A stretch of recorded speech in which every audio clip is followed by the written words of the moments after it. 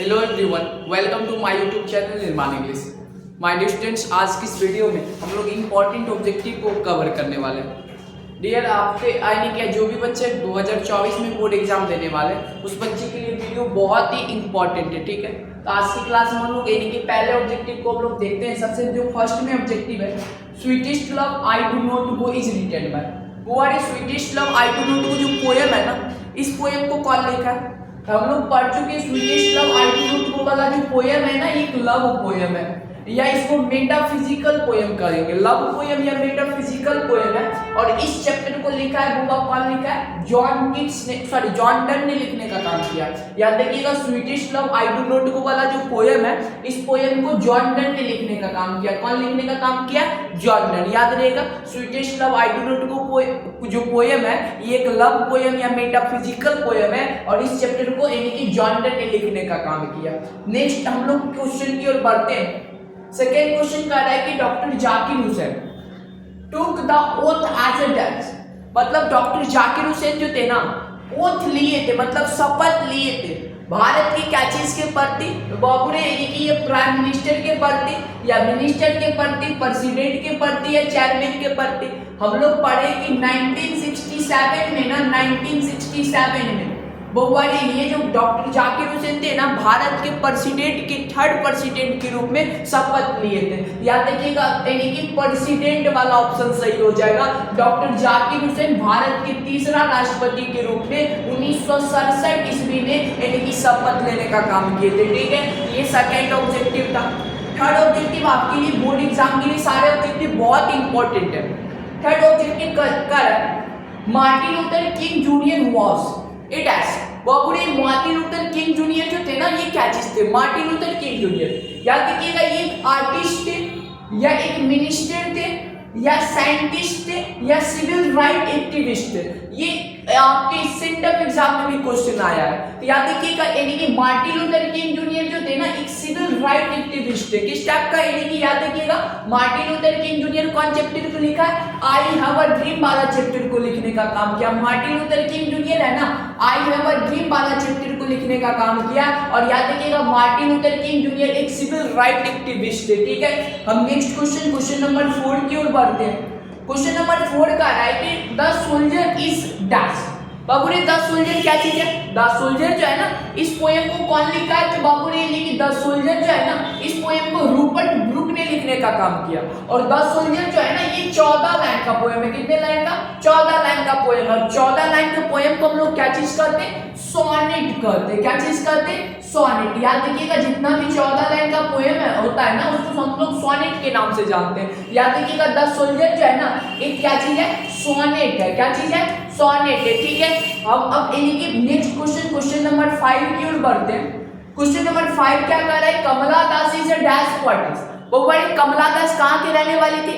India के रहने वाली थी ना, भारत के रहने वाली थी। याद रखिएगा, ये अमेरिका के रहने वाली नहीं थी, ये ब्रिटिश के रहने वाली नहीं थी। ये कहाँ के रहने वाली थी? कमला दास इंडिया की, इसलिए इसको इंडियन पोएटिस कहेंगे। भारत की कवित्री थी। याद रहेगा ना, इंडियन पोएटिस थी। यानी कि क्वेश्चन नंबर 5 का यानी कि सी वाला ऑप्शन सही है।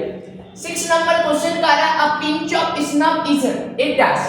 A pinch of snuff. बाबू ने पिंच ऑफ स्नफ जो है ना, वो क्या चीज है? शॉर्ट स्टोरी है या ड्रामा है या नॉवेल है? याद रखिएगा, अ पिंच ऑफ स्नफ वाला चैप्टर को लिखा है मनोहर मालवणकर ने, जिसमें हम लोग खैनी वाला के बारे में, नानू काका के बारे में पढ़े थे। याद रखिएगा, ए पिंच ऑफ स्नफ वाला जो चैप्टर है ना, वो एक क्या चीज था बाबू रे? शॉर्ट स्टोरी था। ठीक है, अ पिंच ऑफ स्नफ को कौन लिखा है? मनोहर मालवणकर। और ये जो था ना, एक शॉर्ट स्टोरी था। ऑप्शन नंबर कौन सही है? बी सही है। ठीक है, next question number 7। Question number 7 क्या कह रहा है कि Benji had left school at the age of dash. Benji जो था ना, अपने स्कूल जाना छोड़ दिया था कितने साल के उम्र में? याद रखिएगा, जब बेंजी के पास 40 से 50 की जनसंख्या में मुर्गा था, 40 से 50 मुर्गा मुर्गी था, उस समय ये स्कूल जाना छोड़ दिया था। उस समय इसका एज कितना होता था? बाबू ने 14 साल के एज में बेंजी जो था ना, स्कूल जाना छोड़ दिया था। ऑप्शन नंबर कौन सही हो जाएगा? ए वाला ऑप्शन सही है। ठीक है, नेक्स्ट क्वेश्चन नंबर हम लोग 8 की ओर बढ़ते हैं। क्वेश्चन नंबर 8 क्या कह रहा है? Who was the real owner of the land. बाबू ने यानी कि द अर्थ वाला चैप्टर में पढ़े हैं कि बेंजी जो जमीन को खरीदा था, वो यानी कि उस जमीन का यानी कि रियल ओनर कौन था? बाबू ने जॉनसन तो बेंजी का पापा का नाम था, जो 40 साल से किराए पे लिए हुए थे सेंडर नाम के व्यक्ति से। याद रखिएगा बेंजी जो था ना, बेंजी तो जमीन को खरीदा था, और याद रखिएगा किनसे खरीदा था? ऑप्शन नंबर सी का है सेंडर। याद रखिएगा सेंडर्स नाम के व्यक्ति से ना बेंजी जो था ना इनकी जमीन को इनकी खरीदा था, इसलिए याद रखिएगा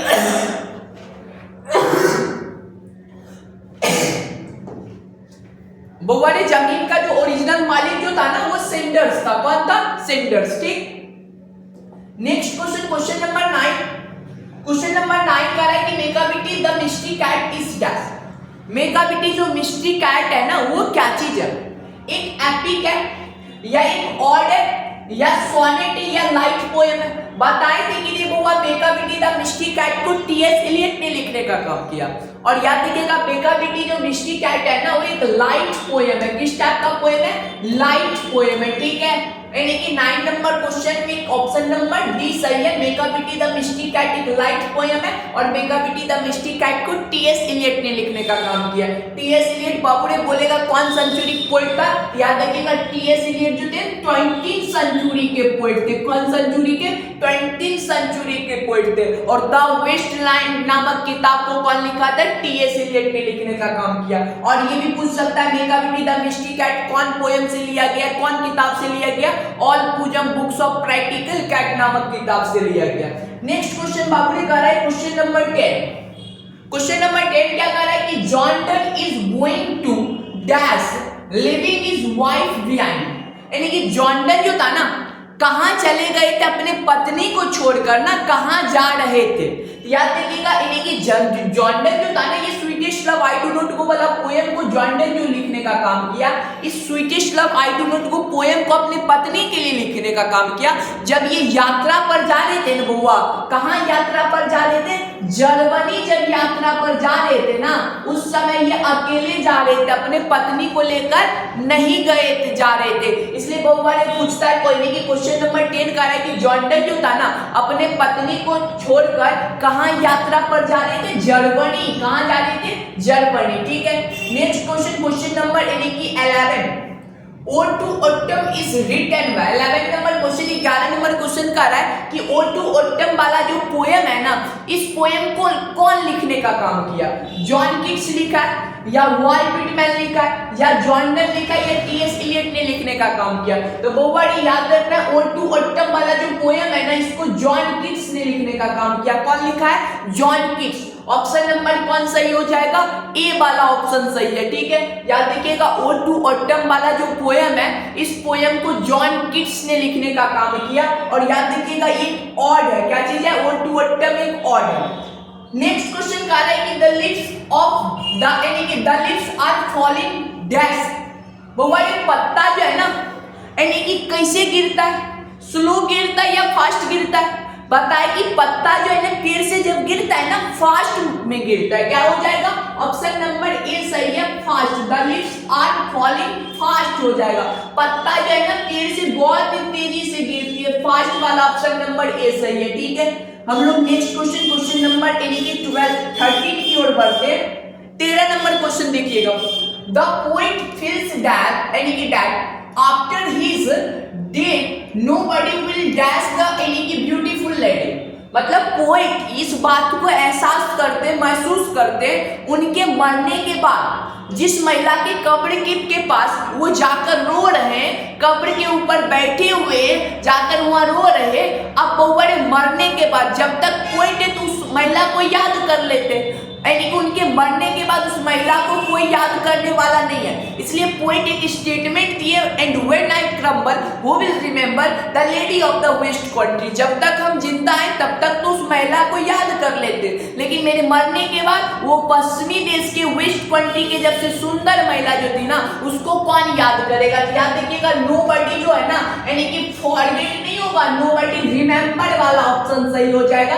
कोई दुनिया के कोई भी व्यक्ति जो है ना उसको याद करने वाला नहीं है पोएट के मरने के बाद, ये बात पोएट फील कर रहे, ठीक है। तो ऑप्शन नंबर कौन सही हो जाएगा 13 का, बी नंबर सही है, ठीक है। हम लोग नेक्स्ट 14 नंबर क्वेश्चन की ओर बढ़ते हैं। 14 नंबर क्वेश्चन कहता है the poet was very dash. बड़े पोएट जो थे ना, कवि पोएट जो थे स्नेक वाला चैप्टर में, स्नेक वाला चैप्टर को में यानी कि पोएट जो थे ना जब पानी की टंकी के पास पानी लेने के लिए गए थे, याद रखिएगा घड़ा लेकर गए थे पानी लेने के लिए, गर्मी का दिन था, ज्यादा गर्मी होने के कारण पोएट क्या पहने हुए थे, पैजामा पहने हुए थे या पैंट पहने हुए थे या लुंगी पहने हुए थे या जींस पहने हुए थे। तो आपका ये कि जवाब आएगा सर ये पोएट जो थे ना गर्मी के दिन में पैजामा पहन के गए थे, यानी कि पानी लाने के लिए पानी के टंकी के पास, ठीक है। हम नेक्स्ट क्वेश्चन नंबर 15 की ओर बढ़ते हैं। क्वेश्चन नंबर 15 क्या कह रहा है कि my grandmother's house is written by. My grandmother's house वाला जो पोयम है ना, इस पोयम को कौन लिखने का काम किया, जॉन किट्स लिखा है या टी.एस. एलियट लिखा है, कमला दास लिखने का काम किया या डब्ल्यू.एच. अर्डन ने लिखने का काम किया। तो याद रखिएगा माय ग्रैंड मदर्स हाउस ये जो है ना ऑटोबायोग्राफिकल पोयम है और इस पोयम को लिखने का काम किया है कमला दास। कौन लिखा है, कमला दास। माय ग्रैंड मदर्स हाउस को कौन लिखा है, कमला दास, ठीक है। याद रखिएगा ना कमला दास इंडिया के रहने वाली थी, कहां के रहने वाली थी, इंडिया के रहने वाली थी, ठीक है। नेक्स्ट क्वेश्चन नंबर 16 की ओर बढ़ते। I have a dream is a dash. I have a dream जो है ना वो क्या चीज है, एक शॉर्ट स्टोरी है या एक स्पीच है या एक ड्रामा है या एक नॉवेल है। तो आपको आई हैव अ ड्रीम सबसे पहले ये आपको याद रखिएगा, ये जो चैप्टर है आई हैव अ ड्रीम, इस चैप्टर को मार्टिन लूथर किंग जूनियर ने लिखने का काम किया और Martin Luther King junior I have a dream वाला ये स्पीच देने का काम किए। तो याद रखिएगा आई हैव अ ड्रीम जो है ना एक यानी कि शॉर्ट स्टोरी इसको नहीं कहेंगे, ये क्या चीज है, स्पीच है। याद रखिएगा 16 का ना 16 का ऑप्शन नंबर बी सही है। आई हैव अ ड्रीम जो है ना एक स्पीच है, क्या चीज है, एक स्पीच है, ठीक है। 16 नंबर तक में किसी को कोई दिक्कत नहीं ना, अगर कोई बच्चा को दिक्कत होगा तो आप बताइएगा, ठीक है। जहां पर भी दिक्कत होगा आप यानी कि हमको बताइएगा, आपको हम यानी कि सारा क्वेश्चन का अगर किसी भी क्वेश्चन में डाउट हो रहा है आप कमेंट करके बताइएगा, ठीक है। नेक्स्ट वो 17 नंबर क्वेश्चन कर रहा है नानू काका वाज नैरेटर्स डैश। नानू काका जो थे ना नैरेटर मतलब लेखक के क्या चीज थे, लेखक के क्या चीज थे, नानू काका लेखक के मेटरनल अंकल थे। मेटरनल अंकल का मतलब होता है मामा जी थे ना। याद रखिएगा यानी कि एक पिंच ऑफ स्नफ वाला चैप्टर में पढ़े थे, जिस चैप्टर को मनोहर मालगोनकर ने लिखने का काम किया, उसमें पढ़े थे कि बहुआ ने नानू काका जो दिल्ली आए थे, दिल्ली मिनिस्टर से मिलने के लिए 2 से 3 दिन के लिए दिल्ली आए थे। और याद रखिएगा नानू काका जो थे ना मनोहर मालगोनकर को ना वो मम्मी का भाई थे, मतलब मामा जी थे, ठीक है। ऑप्शन नंबर ए सही है। 17 का कौन ऑप्शन सही है, ए, ठीक है। नेक्स्ट क्वेश्चन 18 नंबर की ओर बढ़ते हैं। 18 नंबर का है कि doctor Zakir Hussain delivered his speech in. Doctor Zakir Hussain कौन चैप्टर को लिखा है, Bharat is my home chapter. और भारत इज माय होम एक स्पीच है और इस चैप्टर को डॉक्टर जाकिर हुसैन लिखे। और डॉक्टर जाकिर हुसैन भारत के राष्ट्रपति कब बने थे, 1967 में। 1967 में जब ये भारत के तीसरा राष्ट्रपति बने थे, उसी के दौरान इस भाषण को दिए थे। इसमें करे की स्पीच को कब दिए थे, 1967। ऑप्शन नंबर डी सही है, ठीक है। ये भारत के डॉक्टर जाकिर हुसैन भारत के तीसरे राष्ट्रपति 1967 में बने थे। तो उसी दौरान इसे भारत इज माय होम वाला भाषण को दिए थे ओथ सेरेमनी के दौरान, ठीक है। नेक्स्ट क्वेश्चन नंबर 18 के बाद 19 number question. Dash is popularly known as a Bapu और द फादर ऑफ नेशन। बबुआ कौन बापू के नाम से फेमस थे या राष्ट्रपिता के नाम से फेमस थे। आपको राष्ट्रपिता के जैसे नाम बोले तो याद रखिएगा ये राष्ट्रपिता का जो है ना दर्जा किसको मिला है, महात्मा गांधी को मिला है, ठीक है। इंडियन सिविलाइजेशन एंड कल्चर में पढ़े थे कि महात्मा गांधी जो थे ना बापू के नाम से फेमस थे या फादर ऑफ नेशन मतलब राष्ट्रपिता का दर्जा उनको मिला था। ऑप्शन नंबर कौन सही हो जाएगा, बी वाला ऑप्शन सही है, ठीक है। गांधी जी फेमस थे कौन नाम से, बापू के नाम से और फादर ऑफ नेशन के नाम से, ठीक है। है। नेक्स्ट क्वेश्चन, क्वेश्चन नंबर 20 की ओर बढ़ते हैं। 20 का है कि the earth is written by. The earth वाला जो चैप्टर है ना, इस चैप्टर को कौन लिखा है बुआ? याद रखिएगा, मार्टिन लूथर किंग जूनियर लिखा है, या यानी कि महात्मा गांधी लिखा है, डॉक्टर जाकिर हुसैन लिखा है, या एच.ई. बेट्स ने लिखने का काम किया। आपका जवाब होगा सर द अर्थ वाला जो चैप्टर है ना, जिसमें हम बेंजी के बारे में पढ़े थे सर, बेंजी के बारे में पढ़े थे, मुर्गा के बारे में पढ़े थे, द अर्थ वाला चैप्टर को यानी कि एच.ई. बेट्स ने लिखने का काम किया। ऑप्शन नंबर कौन सही है? डी सही है। 20 का कौन सही है? डी सही है। ठीक है, हम लोग 21 की ओर बढ़ते हैं। 21 नंबर क्वेश्चन ध्यान से सुनिएगा। The earth is a dash. बहुबारे द अर्थ जो चैप्टर है ना, ये चैप्टर को एच.ई. बेट्स ने लिखने का काम किया। और यानी कि द अर्थ जो है ना, वो क्या चीज है? एक स्पीच है, या एक शॉर्ट स्टोरी है, या एक ड्रामा या नॉवेल है? तो आपका जवाब आएगा सर द अर्थ जो है ना, एक स्टोरी है, एक शॉर्ट स्टोरी है। ऑप्शन नंबर कौन सही हो जाएगा? बी, ऑप्शन बी सही है। ठीक है, द अर्थ जो है ना, ये क्या चीज है? एक शॉर्ट स्टोरी है। ऑप्शन नंबर कौन सही है? बी सही है। ठीक है, अब हम लोग 22 नंबर क्वेश्चन की ओर बढ़ते। 22 नंबर क्वेश्चन कहता है a marriage proposal is dash. बबुरे मैरिज प्रपोजल, शादी का एक प्रस्ताव। बबुरे ये जो चैप्टर है ना, वो क्या चीज है? तो आपका जवाब आएगा सर ये जो है ना, एक यानी कि ड्रामा है। क्या चीज है? ड्रामा, एक नाटक है। ठीक है, याद रखिएगा, मैरिज प्रपोजल वाला जो चैप्टर है ना, एक ये नाटक है। ऑप्शन नंबर कौन सही है? 22 का option number C, marriage proposal एक ड्रामा है। ठीक है, याद रखिएगा। 23 नंबर क्वेश्चन की ओर बढ़ते। 23 नंबर क्वेश्चन कह रहा है कि a child is born is dash. A child is born वाला जो चैप्टर है ना बुआ, अ चाइल्ड इज बोर्न वो क्या चीज है? आपका जवाब आएगा सर चाइल्ड इज बोर्न जो है ना, एक एस्से है। क्या चीज है? एस्से। याद रखिएगा, अ चाइल्ड इज बोर्न को जर्मन ग्रीन ने लिखने का काम किया। और याद रखिएगा, चाइल्ड इज बोर्न जो है ना, एस्से है, एक निबंध है। ठीक है, याद रखिएगा 23 का ऑप्शन नंबर डी सही है। नेक्स्ट क्वेश्चन, क्वेश्चन नंबर 24 की ओर बढ़ते हैं। क्वेश्चन नंबर 24 का है कि सेवई। सेवई यानी कि बबुआरी सेवई जो था ना, कौन चैप्टर में पढ़े थे? द अर्थ वाला चैप्टर में। सेवई को सारा जगह पता था जहां पर क्या चीज बिकता था। तो बबुआरी सेवई की दुनिया में कोई चीज से मतलब नहीं था उसको, ना तो मछली से, मछली का चर्चा ही नहीं किया गया था आर्टिस्ट वाला चैप्टर, ना तो मीट ना ही वेजिटेबल में सेवई का एक वो चीज से लगाव था। वो क्या चीज था? कद्दू। उसको गॉड से लगाव था ना। ऑप्शन नंबर क्या हो जाएगा? सेवई। सेवई को सारा चीज पता था, जहां पर कौन चीज बिकता था? कद्दू। जहां पे सेल होता था ना, वही सारा जगह पता था कि कहां कहां बाजार में कद्दुआ बिकता है। ठीक है, ऑप्शन नंबर कौन सही हो जाएगा? डी वाला ऑप्शन सही है। नेक्स्ट क्वेश्चन बुआ यानी कि 25 नंबर क्वेश्चन का है Jordan was a dash. Jordan बुआ किस टाइप का पोएट है? Sweetish love I do not go poem. याद रखिएगा, जॉर्डन जो है ना बुआ, एक पीपल पोएट है, या चिल्ड्रन पोएट है, या मेटाफिजिकल पोएट है, या वॉर पोएट है? तो आपका जवाब आएगा सर ये कि जॉर्डन जो है ना, जॉर्डन सर, जॉर्डन एक पीपल पोएट नहीं है, जॉर्डन चिल्ड्रन पोएट नहीं है सर, जॉर्डन जो है ना मेटाफिजिकल पोएट है। जॉर्डन किस टाइप का पोएट है बुआ? मेटाफिजिकल। 25 का ऑप्शन नंबर कौन सही हो जाएगा? सी सही हो जाएगा। ठीक है, 25 का ऑप्शन नंबर सी सही हो जाएगा। Sweetish love I do not गो वाला पोएम को जॉर्डन लिखा है, और जॉर्डन जो है ना ये मेटाफिजिकल पोएट है। किस टाइप का पोएट है? Metaphysical poet. हम अब 26 नंबर क्वेश्चन की ओर बढ़ते। 26 नंबर क्वेश्चन कहता है कि Walter de la Mare was a dash. Walter de la Mare, Walter जो डिलामेड जो थे ना वो इस चैप्टर, कौन चैप्टर को लिखे?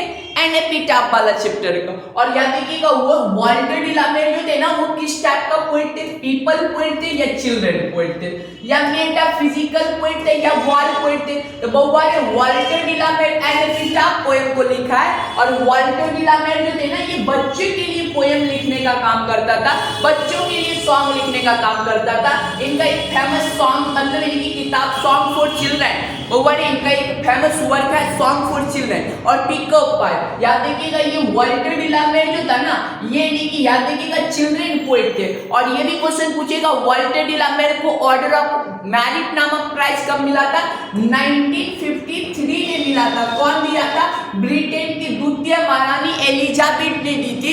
याद रखिएगा क्वीन एलिजाबेथ सेकेंड जो थी ना ब्रिटेन की महारानी, उन्होंने यानी कि वाल्टर डिलामेयर को यानी कि ऑर्डर ऑफ मेरिट नामक प्राइज से सम्मानित किया था यानी कि 1953 ईस्वी में, क्योंकि ये ऑल थीम में ना फ्रेश इंटरेस्ट को दिखाते थे, पुराने भी चीज में नई रुचि को दिखाते, जिसके कारण इनको 1953 ईस्वी में ना ऑर्डर ऑफ मेरिट नामक प्राइज से सम्मानित किया गया था। ठीक है, हम नेक्स्ट क्वेश्चन नंबर यानी कि 27 की ओर बढ़ते। 27 क्वेश्चन का है कि Rupert Brooke was a dash. वो वाले रूपर्ट ब्रूक याद रखिएगा कौन चैप्टर को लिखा है, द सोल्जर को। और याद रखिएगा द सोल्जर को ये जो थे ना रूपर्ट ब्रूक, ये भी एक सोल्जर थे और इंग्लैंड के सोल्जर थे। ठीक है, याद रखिएगा रूपर्ट ब्रूक द सोल्जर वाला पोएम को लिखा है। और रूपर्ट ब्रूक जो थे ना एक सोल्जर थे, मतलब सैनिक थे। और याद रखिएगा एक सैनिक का काम होता है अपने देश की रक्षा के लिए मर मिट जाना, तो ये भी देखिए अपने देश इंग्लैंड के ये रहने वाले थे। और इंग्लैंड पहला जो फर्स्ट वर्ल्ड वॉर हुआ था ना इंग्लैंड और जर्मनी के बीच हुआ था, 1914 से लेकर 1918 तक चला था। ठीक है, 1914 से 1918 तक, 1914 से 1918 तक फर्स्ट वर्ल्ड वॉर हुआ था। ठीक है, उसी दौरान इनकी मृत्यु हो गई थी 23 अप्रैल 1915 ईस्वी को। तो बवारी वार के दौरान मृत्यु हुआ था ना फर्स्ट वर्ल्ड वॉर के दौरान, इसलिए रूपर्ट ब्रूक का ना वार पोएट का दर्जा दे दिया गया। कौन पोएट का? वार पोएट का। ठीक है, याद रहेगा ना रूपर्ट ब्रूक द सोल्जर वाला पोएम को लिखने का काम किया। और इनकी रूपर्ट ब्रूक जो थे ना एक सोल्जर थे और इनका मृत्यु हो गया था फर्स्ट वर्ल्ड वॉर के दौरान। वार के दौरान मृत्यु हो गया, इसलिए इनको कौन पोएट का दर्जा मिला? वार पोएट का दर्जा मिला। सबको याद रहेगा ना। नेक्स्ट क्वेश्चन नंबर 28 की ओर बढ़ते। वो बड़े 28 नंबर क्वेश्चन का है कि snake is written by. Snake वाला चैप्टर को ना कौन लिखने का काम किया? Rupert Brooke. अभी तुरंत पहले रूपर्ट ब्रूक द सोल्जर वाला पोएम को लिखा, ये वाला ऑप्शन गलत हो जाएगा। यानी कि टी.एस. एलियट बोलेगा सर, टी.एस. एलियट तो मेकाबिटी लिखने का काम किया, ये वाला ऑप्शन भी गलत हो जाएगा। कमला दास, बाबू ने कमला दास माय ग्रेट मदर्स हाउस को लिखने का काम किया, तो ये और वाला ऑप्शन भी गलत हो जाएगा। नेक्स्ट हम लोग का ऑप्शन नंबर डी को उसका है कि डी.एच. लॉरेंस। हाँ बोलेगा सर, हाँ डी.एच. लॉरेंस जो है ना ये स्नेक वाला पोएम को लिखा है। ठीक है, तो याद रखिएगा snake is written by, snake को कौन लिखा है? You have remembered that snake is written by D H. Lawrence. ठीक है, याद रखिएगा स्नेक को कौन लिखने का काम किया? डी.एच. लॉरेंस ने लिखने का काम किया। नेक्स्ट हम लोग का 29 नंबर क्वेश्चन। 29 नंबर क्वेश्चन का आता है फाइमार्क की स्तुति। ये वाला चैप्टर को कौन लिखा है? याद रखिएगा के.एन. दारू वाला लिखने का काम किया। कौन लिखा है? के.एन. दारू वाला। ये दारू वाला मतलब ये नहीं कि वो दारू बेचता था, दारू वाला एक टाइटल होता है। याद रखिएगा फाइटिंग वाला चैप्टर को कौन लिखा है? के.एन. दारू वाला लिखने का काम किया। दारू वाला एक टाइटल होता है, नहीं कि दारू बेचता था। याद रखिएगा फाइटिंग को दारू वाला लिखने का काम किया के.एन. दारू वाला। नेक्स्ट और ये लास्ट क्वेश्चन है आपका। लास्ट क्वेश्चन आप ध्यान से सुनिएगा बुआ। कहता है द पोएट थिंक्स दैट, यानी कि the poet thinks that dash is not everlasting. Everlasting का मतलब क्या होता है? हमेशा के लिए, सदा के लिए। पोएट इस बात को सोचते हैं, पोएट के अकॉर्डिंग क्या ऐसा चीज है जो हमेशा के लिए नहीं होता है। एंड एपिटाफ वाला पोएम में बौवर ऐसा कौन सा चीज पे चर्चा की है जो पोएट कहते हैं कि वो सदा के लिए नहीं होता है? बौवर प्यार या ब्यूटी या यानी कि बौवर फ्रेंडशिप, वो आपका यानी कि जवाब होगा सर यानी कि पोएट जो है ना एपिटाफ वाला चैप्टर में ये कहते हैं कि ब्यूटी जो होती है ना, सुंदरता जो होती है ये टेम्पोररी होता है, ये समय के साथ बदलते रहता है, इसलिए ये सदा के लिए नहीं होता है सर, ये समय के साथ बदलते रहता है। इसलिए 30 का ऑप्शन नंबर कौन सही हो जाएगा? बी। तो आप ये जो जितना भी यानी कि आज की क्लास में जो क्वेश्चन करवाए सारे क्वेश्चन आपके बोर्ड एग्जाम 2024 के लिए बहुत इंपॉर्टेंट था। ठीक है, तब बोर्ड इस वीडियो को यानी कि आप बहुत बढ़िया से देखे होइएगा, आपसे हर एक क्वेश्चन बना होगा क्योंकि सारा क्वेश्चन हम पहले पढ़ चुके हैं। ठीक है, याद रखिएगा आज के बाद हम लोग डेली वीडियो को यानी कि आप लोग तक पहुंचाने का काम करेंगे यूट्यूब चैनल के माध्यम से। आप मेरा यूट्यूब चैनल है निर्माण इंग्लिश खगड़िया, इस यानी कि यूट्यूब चैनल से आप जुड़ जाइए, आपको डेली यानी कि हमारे यानी कि हम लोग वीडियो प्रोवाइड करने का काम करेंगे। ठीक है, आज हम लोग यहीं तक मिलते अगले क्लास में। Thank you.